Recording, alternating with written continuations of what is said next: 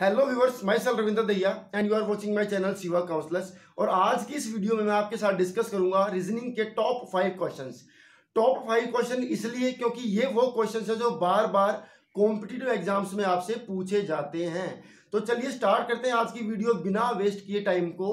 और वीडियो में आगे बढ़ने से पहले छोटी सी रिक्वेस्ट आपसे कि चैनल को कर लीजिए सब्सक्राइब और बेल आइकन को भी दबा लीजिए ताकि आपके पास सभी अपडेट्स सबसे पहले पहुंच सके। तो सबसे पहला क्वेश्चन है, एक क्यूब है 12 सेंटीमीटर उसकी साइड दी हुई है। How many cubes can be made of 4 centimetre? उसमें से 4 सेंटीमीटर के कितने क्यूब बनाए जा सकते हैं? तो ये क्वेश्चन है, इसके ऑप्शंस दी हुई है 3, 5, 17, 27। कोई भी ऑप्शन, हमें ऑप्शन से मतलब नहीं है, हमें अपना आंसर निकालना है, देन हमें ऑप्शंस को मैच करना है। तो एक क्यूब दिया हुआ है, उसकी एक साइड दी हुई है 12 सेंटीमीटर, उसमें से क्यूब बनाने हैं 4 सेंटीमीटर के। तो इसमें से अगर देखा जाए सिंपली ऑप्शन में 3 भी दिया हुआ है, तो बहुत सारे स्टूडेंट्स क्या करेंगे, तो फटाफट से 4 3 12 तो 3 इसका आंसर निकाल देंगे, लेकिन ऐसा नहीं होता है। तो सबसे पहले हमें क्या करना होगा, इस क्यूब का वॉल्यूम निकालना होगा। और जिसके लिए फॉर्मूला क्या होता है, जो भी साइड दी हुई है उसको हम 3 टाइम्स मल्टीप्लाई करेंगे, ठीक है। तो उसका क्यूब मीन्स के 12 का क्यूब। अब 12 का क्यूब निकालने के लिए आपको ज्यादा कुछ करने की जरूरत नहीं है, आप इसको सिंपली ऐसे लिख लीजिए 12 इंटू 12 इंटू 12। अब उसमें से आपको क्या बनाना है, 4 सेंटीमीटर के क्यूब्स बनाने हैं। इसका मतलब जितना वो वॉल्यूम आएगा उसको इससे अगर हम डिवाइड कर देते हैं, 4 सेंटीमीटर के हिसाब से उसको डिवाइड कर देते हैं, तो हमारा आंसर निकल के आएगा। तो 4 सेंटीमीटर का अगर क्यूब बनाना है तो उसका भी वॉल्यूम निकालना पड़ेगा। तो 4 इंटू 4 इंटू 4, तो यहां से कट हो जाएगा 3, यहां से 3 और ये 3, तो आपका क्या आएगा 3 इंटू 3 इंटू 3। तो 3 तिया 9 तिया 27, तो 27 जो है वो आपका आंसर होगा कि 12 सेंटीमीटर क्यूब्स में से आपको एक 4 सेंटीमीटर क्यूब्स बनाने हैं, तो आपके क्यूब बनेंगे 27। और ये ऑप्शंस में भी था, देन आप उसको मैच कर लीजिए और फटाफट से उसको कर लीजिए टिक। अगला क्वेश्चन पढ़ देता हूं दोस्तों। वन बॉय, ए बॉय है, एक लड़का है, वो चल रहा है। क्वेश्चंस को समझिए, ये डायरेक्शंस वाले क्वेश्चन है दोस्तों, ये बार बार एग्जाम के अंदर आपको मिलेंगे। A boy whose face is towards north moves clockwise 45 degree, then moves 90 degree anti-clockwise. What will be the direction of the boy at the last point? Last point पर उसकी क्या डायरेक्शन होगी? तो सबसे पहले स्टेटमेंट के हिसाब से ही क्वेश्चन क्यों करते हैं। क्लॉकवाइज की बात की, मान लो ये यहाँ पर हम एक पॉइंट ले लेते हैं, ठीक है, और ये हम क्लॉक के हिसाब से एक सर्कल बना लेते हैं।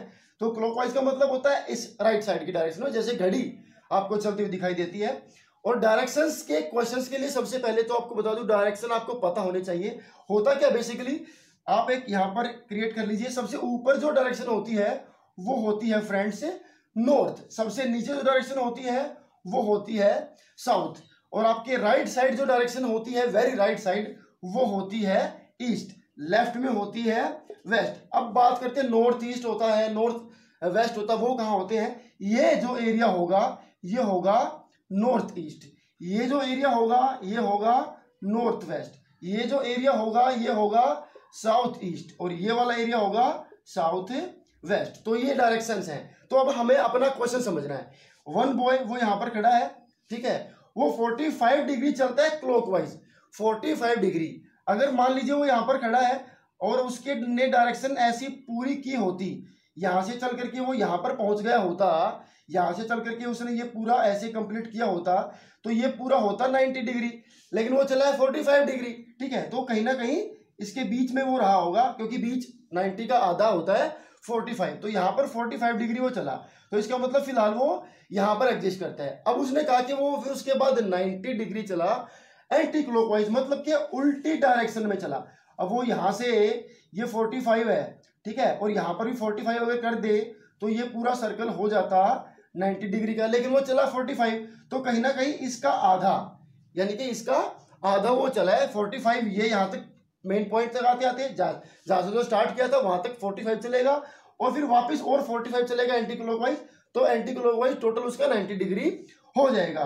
तो इसका मतलब वो जहां पे फिलहाल खड़ा है, अगर ये पोजीशन मैं मान लूं ये नॉर्थ पोजीशन है, फिलहाल वो यहां था 90 डिग्री चला, तो वो लेफ्ट की तरफ आ गया, और लेफ्ट की तरफ मतलब वो वेस्ट की तरफ आ गया, तो कहीं ना कहीं वो इस बीच के एरिया में खड़ा हुआ है। अगर पूरे नॉर्थ पॉइंट पे भी नहीं है, वेस्ट पे भी नहीं है, कहीं बीच में है वो, और बीच का मतलब यहां पर लिखा हुआ है नॉर्थ वेस्ट। तो इसका आंसर क्या बन जाएगा कि फिलहाल वो नॉर्थ वेस्ट पोजीशन में या नॉर्थ वेस्ट डायरेक्शन में खड़ा हुआ है। आंसर के साथ आप इसको मैच कर लीजिए, वो जरूर आंसर्स में होगा, वो ऑप्शन होगी, और वहां से आप उसको इजीली टिक कर सकते हैं। उसके बाद चलते हैं थर्ड क्वेश्चन पे फ्रेंड। थर्ड क्वेश्चन क्या कहता है, अगर किसी महीने का 8वां दिन, किसी महीने का 8वां दिन मीन्स के 8th डे अगर संडे है, तो what will be the 25th day of that month. अगर उस महीने का 8वां दिन, 8 तारीख कह लीजिए, 8वां दिन कह लीजिए, संडे है, तो उस महीने का 25वां दिन क्या होगा। 8th डे जो है वो संडे है, ठीक है, हमने क्या पता करना है, 25th डे क्या होगा। उसके लिए क्या करना है, उसके लिए आपको कैलकुलेशन करने की जरूरत नहीं है कि 9वें दिन क्या होगा, 10वें दिन क्या होगा ना। आप यहां पर लिख लीजिए, ये 8th है हमारा, ये संडे है, इसमें अगर हम 7 ऐड करेंगे, तो जैसे हम 7 ऐड करेंगे आंसर आएगा 15। 15 भी क्या होगा, संडे, 7 दिन के गैप पर वही दिन वापिस आता है। उसके 15 में फिर से 7 ऐड करेंगे, आंसर आएगा 22। 22 भी क्या होगा, संडे। हमें चाहिए था 25th, तो 22 में और कितने ऐड करेंगे, 3। 22 में ऐड करेंगे 3, यहां पर ध्यान देना आपको फ्रेंड्स, 22 में ऐड करेंगे 3, ऐसे ही संडे में भी ऐड करेंगे 3। तो संडे के बाद अगर 3 ऐड कर दिया जाए तो मंडे, ट्यूसडे, वेडनेसडे, वेडनेसडे आपका आंसर हो जाएगा। वहां से आप इजीली उसको मैच कर सकते हैं। यहां पर ऑप्शन दी हुई थी मंडे, ट्यूसडे, वेडनेसडे और नन ऑफ द अबव, तो वो तो नन तो है ही नहीं, और संडे, मंडे भी नहीं है और ट्यूसडे भी नहीं है। 3 हमने ऐड किया संडे के अंदर, 3 ऐड करते ही हमारा आंसर आता है वेडनेसडे, और आप वेडनेसडे पर कर लीजिए टिक और आपका आंसर हो जाएगा सही। तो फ्रेंड्स, ये वो क्वेश्चंस हैं जो बार बार आपको फेस करने को मिलेंगे अगर आप कोई एग्जाम दे रहे हैं और वहां पर रीजनिंग आ रही है उस एग्जाम के अंदर। तो वीडियो में बने रहें और एंड तक इसको देखिए और चैनल को सब्सक्राइब भी कर ले। फोर्थ क्वेश्चन पे आते हैं। फोर्थ क्वेश्चन पे आते हैं, 8 इज रिलेटेड टू 128। 8 का रिलेशन है 128 के साथ। समझिए दोस्तों, ये क्वेश्चन टेक्निकली इसको आपको समझना होगा। 8 का संबंध है 128 से, उसी तरीके से जिस तरीके से 8 का संबंध 128 से है, उसी तरीके से 6 का रिलेशनशिप किसके साथ होगा।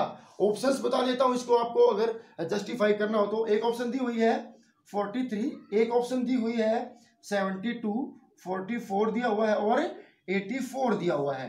तो सबसे पहले तो 8 को रिलेट करेंगे 128 के साथ। कैसे बनेगा, अगर मैं इसको डिवाइड कर लेता हूं, ठीक है, 8 को मैं 128 को मैं 8 से डिवाइड कर देता हूं, तो आंसर आता है हमारा 8 1 जा 8 पे जाएगा, फिर 8 6 जा 48। तो यहाँ पर 8 आंसर जो हमारा क्या आ जाएगा उसको आप डिवाइड कर लीजिए, ठीक है। इसको हम 128 को 8 से डिवाइड कर लेते हैं, 1 पे जाएगा पहले और उसके बाद 4 कैरी करेंगे 48 और यहाँ पर आएगा 6, तो 16 यहाँ पर आंसर आएगा, ठीक है। उसके बाद उसी तरीके से अगर 16 को हम 6 को मल्टीप्लाई कर देते हैं 16 के साथ, तो यहाँ पर आंसर आता है 6 और 6 1 जा 6 और 3 96। तो 96 हमारी ऑप्शन में नहीं है। मतलब मल्टीप्लाई और डिवीजन वाला सिस्टम यहाँ पर काम नहीं करेगा कि हमने 128 को इजीली 8 से भाग कर दिया और फिर जो आंसर आया उसी हिसाब से 6 को उससे गुना कर दिया और हमारा आंसर निकल करके नहीं आ रहा है। अब दूसरा स्टेप करते क्या है, 8 का कर लीजिए स्क्वायर, 8 का कर लीजिए स्क्वायर, फिर उसको हमने किया 2 से मल्टीप्लाई। तो 8 का स्क्वायर होता है 64, उसको 2 से मल्टीप्लाई करते हैं तो आंसर आता है 128। इसका मतलब फिलहाल की जो कंडीशन है वो ये है कि 8 का संबंध 128 से कुछ इस तरीके से है कि पहले करेंगे 8 का स्क्वायर, फिर उसको 2 से कर देंगे मल्टीप्लाई और आंसर आ जाएगा 128। अब हमें निकालना है कि फिर 6 का क्या संबंध होगा, किससे होगा, ये हमारी ऑप्शंस दी हुई हैं। तो वही फॉर्मूला 6 पर भी अप्लाई करेंगे। सबसे पहले 6 का करेंगे स्क्वायर, फिर उसको करेंगे 2 से मल्टीप्लाई। तो 6 का स्क्वायर क्या आएगा दोस्तों 36, उसको 2 से मल्टीप्लाई करेंगे 36 दूनी 72, तो 36 की 2 से मल्टीप्लाई होती है 72। क्या 72 हमारी ऑप्शंस में है? जी हाँ है। इसको आप कर लीजिए टिक और आपका आंसर हो जाएगा बिल्कुल करेक्ट। तो ये वो फॉर्मूला था। ऐसे क्वेश्चंस भी आपको बहुत बार जो है वो कॉम्पिटिटिव एग्जाम्स के अंदर फेस करने को मिलते हैं कि इस कोई भी आपको एक डिजिट दे दी जाएगी, इसका संबंध इस डिजिट से है, कैसे है, तो उसी हिसाब से दूसरी कोई डिजिट है उसका संबंध किससे होगा, इन दी हुई ऑप्शंस में से। तो सबसे पहले तो हमने सिंपली इसको डिवाइड करके देखा, जो हमारा ऑप्शन आंसर आया फिर उसको उसी हिसाब से मल्टीप्लाई करके देखा, क्या 16 को उससे गुना करने पर ऐसा कोई आंसर निकल करके आता है, तो वो नहीं आया। उसके बाद हमने क्या किया, स्क्वायर मेथड से उसको निकालने की कोशिश करी और वहां पर वो फिट होता है। अगर उससे भी नहीं आता तो हम उसका क्यूब करते, उसको 3 से मल्टीप्लाई करते, तब आंसर आ सकता था। इसी तरीके से आगे बढ़ते जाएंगे। नाउ 5th क्वेश्चन है, 5वां क्वेश्चन है इस सीरीज का, आज का 5वां question. If all is equal to 25, अगर ऑल को लिखा जाए 25 और उसी तरीके से नाउ को लिखा जाए 52, अगर ऑल को मैं लिखूं 25, नाउ को मैं लिखूं 52, तो फिर नन को मैं क्या लिखूंगा, NONE, इसको क्या लिखा जाएगा इसके हिसाब से सॉरी। तो इसको सोल्व करते हैं। सबसे पहले ALL को लिख लेते हैं। अब नंबरिंग करनी है, तो नंबरिंग करने के लिए क्या करेंगे, 26 हमारे पास अल्फाबेट्स होते हैं दोस्तों, उसी हिसाब से नंबरिंग हो जाएगी। A आता है पहले नंबर पर, L आता है 12th नंबर पर और L आता है 12th नंबर पर, तो ये हो गया 25। इसका मतलब ऑल को क्या लिखेंगे इसके हिसाब से 25। अब बात करते हैं नाउ की, तो नाउ के अंदर N होता है जो कि आता है 14 नंबर पर, उसके बाद हमारे पास है O जो कि आता है 15 नंबर पर, उसके बाद है W जो कि आता है 23rd नंबर पर। इनको अगर हम ऐड करेंगे तो हमारा आंसर आएगा 52। तो इस तरीके से नाउ को भी मैंने क्या लिख दिया 52। अब हमें निकालना क्या है, नन को मैं क्या लिखूंगा, तो नन को निकालने के लिए ऐसे ही आप इसको लिख लीजिए NONE। तो इससे पहले हमने पता कर लिया था N कौन से नंबर पे आता है, 14 नंबर पे आता है।